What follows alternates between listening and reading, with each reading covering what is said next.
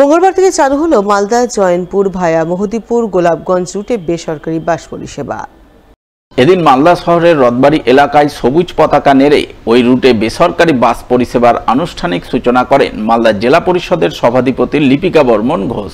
তিনি জানান, দীর্ঘদিন আগে মালদা মহদীপুরের মধ্যে বেসরকারি বাস পরিষেবা চালু হয়েছিল, কিন্তু কোনো এক অজ্ঞাত কারণে সেই পরিষেবা বন্ধ হয়ে গিয়েছিল। তাই নতুন করে বেসরকারি উদ্যোগে ফের মালদা জয়নপুর ভায়া মহদীপুর গোলাপগঞ্জ বাস পরিষেবা চালু হলো। এর ফলে মহদীপুর, শাইলাপুর, গোলাপগঞ্জ ও জয়নপুর এলাকার সাধারণ মানুষ থেকে শুরু করে স্কুল ছাত্রছাত্রী, চাকুরিজীবী সকলেই উপকৃত হবেন। অ্যাসোসিয়েশনের পক্ষ থেকে মহদীপুর রুটে একটি বাস দেওয়া হলো। অনেকদিন দীর্ঘদিন আগে ছিল, কিন্তু সেটা কারণবশত বন্ধ হয়ে যায়, সেটা আবার পুনরায় চালু করা হলো। এই বাসটি মহদীপুর, শাইলাপুর, গোলাপগঞ্জ এবং চরিয়ন্তপুর দিনে তিনবার যাতায়াত করবেন।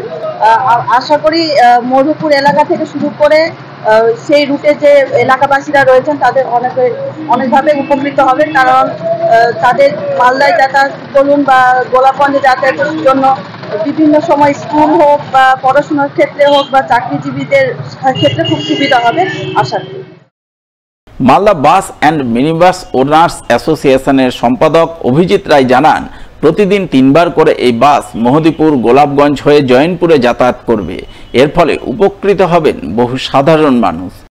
আজকে মহদীপুর রুট আপনারা অনেকেই জানেন, আমাদের মালদা জেলার একমাত্র মহদীপুর রুট। বহুদিন আগে প্রাইভেট বাস চলতো, বর্তমানে প্রাইভেট বাস চলে না। যেখানে ইন্টারন্যাশনাল একটা জোন, এক্সপোর্ট জোন, দুই দেশের মধ্যে বাণিজ্য হয় এবং একসময় বাংলার রাজধানী গৌড় বিখ্যাত পর্যটন কেন্দ্র, সেই রুটে প্রাইভেট বাস এখন চলতো না। চেম্বার অফ কমার্সকে ধন্যবাদ না জানালে হয় না।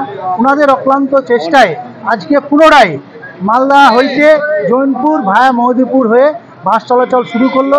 সেই এলাকার দীর্ঘদিনের মানুষের বাসিন্দাদের চাহিদা বাস পরিষেবার জন্য। আমরা আশা করি আগামী দিনে আরও সেই রুটে বাস পরিষেবা বাড়বে এবং সেই এলাকার পর্যটন কেন্দ্রটা আরও ভালোভাবে জেগে উঠবে, এই আশা করছি।